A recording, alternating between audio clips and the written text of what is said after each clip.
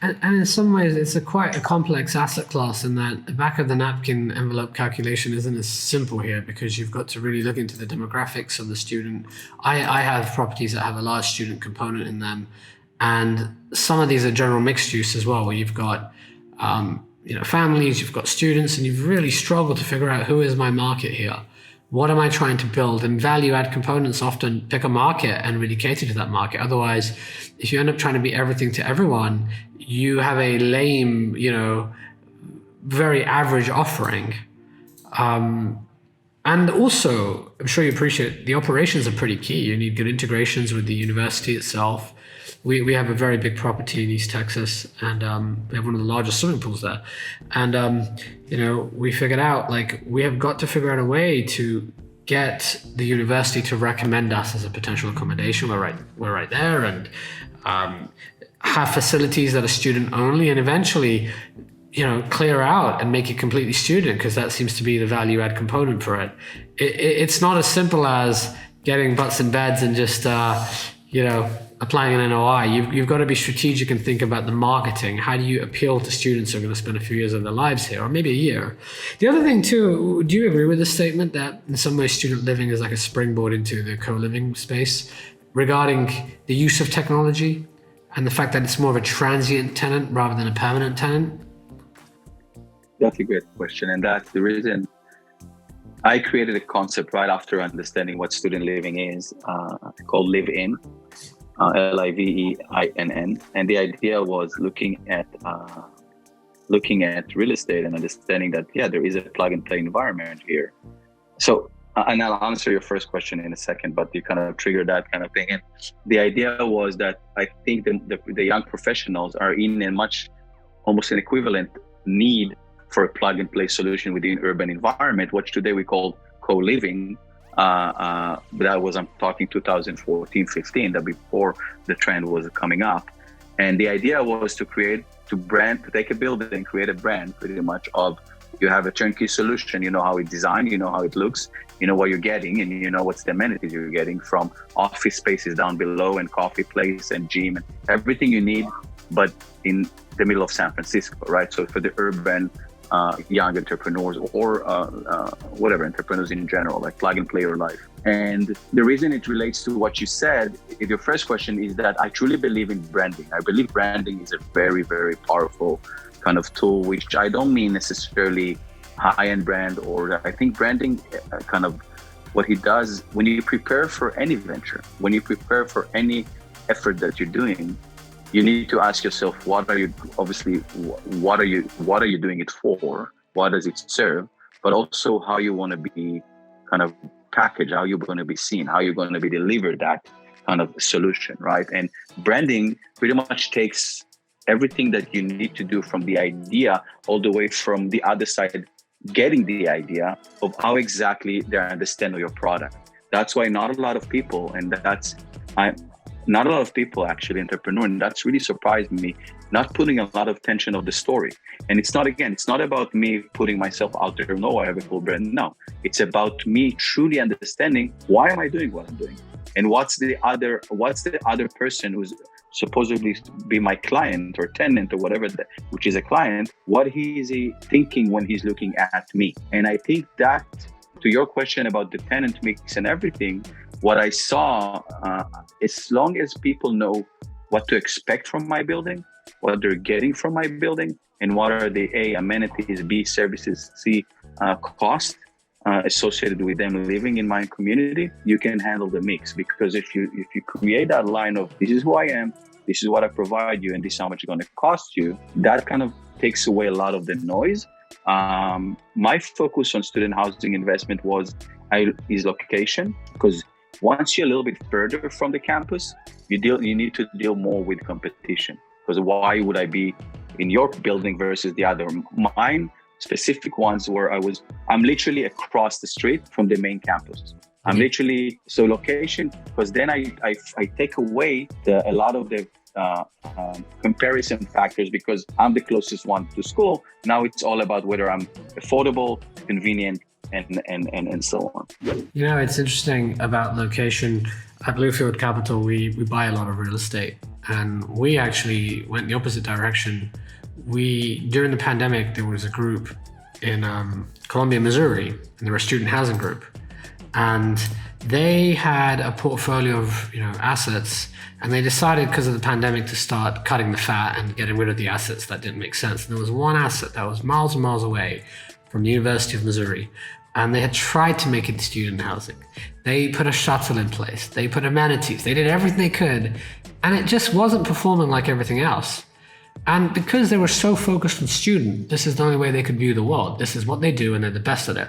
We came in and realized, wait a second, why is this student housing? We looked at the local occupancy rates, and it was 100% occupied, literally, for all the other, multi-family apartments. And we realized, okay, the play here is to actually go the opposite direction, to turn it around. And you know what? If you look back in history, that was a very successful student accommodation up until competition started to emerge. And as competition emerges closer and closer to the central campus, the ones that are further away get hit really hard. Whereas in the early periods, if there isn't many choices, people will go further away. It's affordable, and there's a shuttle there. So I just wanted to share that experience that you highlighted. Now, I want to dive in a bit about the customer discovery process that you went through to start Envoy. You clearly care a lot about CapEx and making sure you have the right amenities for the tenants. Envoy is sitting on numerous trends here.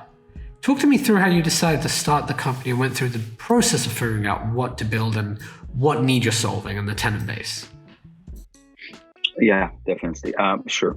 So part of the experience that we were looking into what is needed as a property operator. We looked at different amenities, we looked at different solutions, but we were looking for something that really trigger a change both for the operator, the real estate operator, B, the tenant, lifestyle, quality, and affordability, and C, the environment. And we kind of looked at the idea that what obviously EV was becoming a reality. On the other hand, you see that infrastructure is not there yet, and mindset is not there yet. On the other hand, that's on the car side. On the user side, we realized that people learning about student housing, but more so urban environment, which we kind of had some properties there as well, and we understood it perfectly. People don't own cars as much. When Uber became that kind of big of a solution, and it's first time in history we can actually plan to get places without literally owning a car. You can get to A and B and C and D. You can do a cross-country kind of trip without literally owning a car. And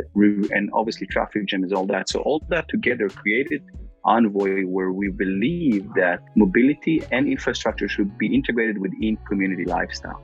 It should be part of a real estate operation, because the more we move forward, parking is not going to be needed as much. But on the other hand, people will own EVs or will share EVs. So you need to put A, infrastructure, and B, provide a solution in-house to have people move from one place to another. It's just part of the overall solution. So you have Uber, you have train, you have your legs, you have bikes, but you also can have a car when you need it. Now, in order to replace somebody's mindset of owning a car, you got to give him the closest experience that he needs, that he used to by owning a car, which is independence, right at their doorstep. They understand the car, they feel the car, they know which car it is. It's not a zip car, that it's a random car that 1,000 people drove it before. It's something they see every day, not necessarily using every day, but it's literally there at their doorstep. So Envoy made a lot of sense, providing mobility at your doorstep as an amenity that the building is offering to its tenant, like the pool, like the gym, showed as a very big opportunity to change all the variables that I just said, to help the climate of moving towards EVs, educate towards EVs, educate towards the infrastructure and how do you get around and range anxiety. B, provide access to transportation that is affordable and convenient. And C, having the building, having that amenity and enabling them attract tenants by offering that valuable amenity, but also create that differentiator and that in-house solution, which also generates data and revenue to them. Data is an important thing for all of the above, because at the end of the day, Envoy is about data, is about the ability to create a marketplace for mobility, is to use that captive audience that live in that building, provide them the mobility start aggregating data of seeing what and how they use that, and then kind of start layering out with different mobility solutions. And for the developers, using one case study in one building for its tenants, now we can go to the city, say, hey, I don't need as much parking spaces in my new project because people are not using much car ownership. Look at the data that I have from that building, which helps them reduce parking. So you're just to rewind for a second. You've got a two-sided marketplace, to be very crude. You've got the vehicles, you've got the users, you've got to make sure they're balanced, but you use developers as your distribution mechanism, which is the beautiful thing with prop tech. In real estate, you can leverage property management or HOA to get access to all of the user base inside of a building. And usually you would think the pitch is, we're offering an amenity to your users, but I just heard you say you're fundamentally changing the unit economics by allowing them to reconfigure space. By showing that you don't need all of this vacant space that's currently being used for parking, you can build more profitable, you can build something else rather than parking, essentially, right? And then you can go to the energy related stuff. Yeah. Right. Your fourth stakeholder is the city and the government too. There's no secret. The secret's already out the bag here with regards to the insane amounts of government funding and the infrastructure plans that are going towards EV. Talk to us about that. Has that been a big mover for the industry? Yeah, I think the current administration, but throughout Envoy from 2016-17, we've seen a lot, especially in California, a lot of grants and programs that are being created in order to push EVs and EV adoption. We're lucky or fortunate enough to be part of the California Energy Commission, that we kind of won a grant to provide transportation like Envoy to disadvantaged communities in low-income housing, educate them towards EVs, range anxieties and all that. And then a couple other programs, but now we're doing with like Oklahoma City, Anaheim utility companies. So there's a lot of programs out there that are government related that are pretty much pushing EV adoption and the shared mindset with like, why do I need you don't need a car. There is a shared car here. Use it. It's electric. What does it mean? Where do I charge it? And so on. I think one of the key advantages we have as a company is the technology and the community team and the customer care team that pretty much use that captive audience and pretty much educate towards everything we just said and promote that kind of usage. And we see an increase of usage all around. So yes, government is really leaning heavy into both infrastructure, but also EV. Real estate is just getting there. The real estate mindset was in the first 2 years, we had to always argue, always tell a story. Why do you need Envoy? Why do you need mobility as an amenity? Why EVs? Why infrastructure? And which is okay. It's part of evolution of a product. Now, luckily, we're in a place where everybody understands that and they see the future and they see the present and the future. And you said it correctly, working with portfolio companies can unlock multiple location needs kind of at the same time. So it's the private sector and the public sector that are moving very heavily towards that change that we're talking about. I think it's just the beginning, honestly, from what I'm seeing. I think everything we know about energy related stuff or mobility is changing. Think about it. The car is a battery on wheels, which takes electricity, but can also provide electricity. What the trend is to say V2G, but it's actually V2B, vehicle to building, because you not necessarily want to deal with the grid. But the idea is that if you have 10 Teslas in a building, all of a sudden you become an energy source to that building. So those things, speaking of changing use of over space, those kind of things are what the future will bring, all the way to autonomous cars, analyzing the usage, the data, the needs, the locations. That becomes kind of part of an ecosystem that helps people move around in an efficient way, and also help the grid or the electricity that the world needs for those millions of cars that are coming our way that need energy to kind of have that solution. I don't think we're there yet, but we're heading to that. I couldn't say earlier, I'd say the right time is when you started the company, but back in 2016, 2017, how did you think the industry would mature versus the way it has? Do you think things took a long time to get off? Because you've described where we are today. 6-7 years later is still very early, right? And it's interesting when you think about prop tech, there's a lot of trends that we think need to happen, but they happen in the grand scheme of things quite slowly. You know, 6 or 7 years is a long time for a founder. And that's quite, into the later stages of a startup's life cycle. And I'm assuming most startup founders, run their company 6, 7, 10 years. There's usually an IPO and exit, or, rarely it turns into a 20-year thing. And by that point, it's a massive company. You're 6, 7 years now. Walk us back. When you started in 2016, 2017, are you happy with how fast the industry's moved, or has it been too slow for your patience? If I can, we are, wow, that's now that you're putting numbers behind it. We kicked off in January 17. So let's say 5.5 years. But just for me, feeling younger a bit for a second. But, I think it's a great, I love that question, because if you remember in, 1819 or 1920, when like Bird and Lime and everybody were like going out with thousands of assets, dropping them with no real kind of like, whatever, I don't want to talk about other companies, but valuations were like insane. Everybody raising insane amount of monies, and everybody talked about the hockey stick but they use that word in a non-relevant kind of spaces, because hockey stick that cannot apply, I believe, in an asset heavy or in an asset operated environment. It's more of a digital thing, and it's not an excuse for my lack of hockey stick kind of performance. It's really when there's something that relates to operation and people and assets. Hockey stick is like, unless you have billions of dollars to distribute those assets in the first day, you cannot expect an hockey stick.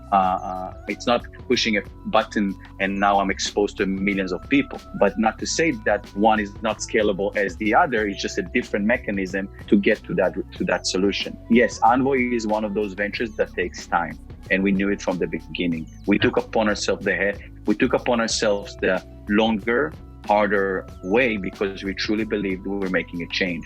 It's one of those things we need to unlock building after building, quote unquote, right? Working with portfolio companies that we currently have about 15, we have access to about 15% of the overall market, which is insane. It's tens of thousands of buildings. Working with those portfolio companies that we slowly aggregated and started operating in. So when we got into it, we never expected to be like 2-3 years in thousands of locations and all that. We knew it's a long ride. We knew, but since we wanted to make a change and we wanted to be in standardizing mobility as an amenity within communities, we knew that it's the 3 to 5 years to get to that thing. COVID did two things for us. One, the world stopped for 2 years, right? Or a year and a half. But for us, it actually proved everybody stopped. And we were in the middle of fundraising, and then it stopped there, and we had to go through some survivability, kind of talk about wartime CEO. It's kind of was like the fact that we survived and we thrived was one of the biggest challenges and things that I'm proud of the team. But COVID actually proved how much Envoy is needed. How much people rely on us and their doorstep because they don't need the cars to go to work. How much real estate properties use Envoy to keep their tenants in place, even though they're not paying rent or they cannot pay rent, because we give them access to mobility now. So COVID, on one hand, created a market product fit in its best kind of core and proved the model that we were going after. But on the other hand, it slowed things down because of the uncertainty of people adding more and more stuff. So it was a weird mix, but the outcome of the mix was that it was a successful mix. So it was positive overall influence than the thing.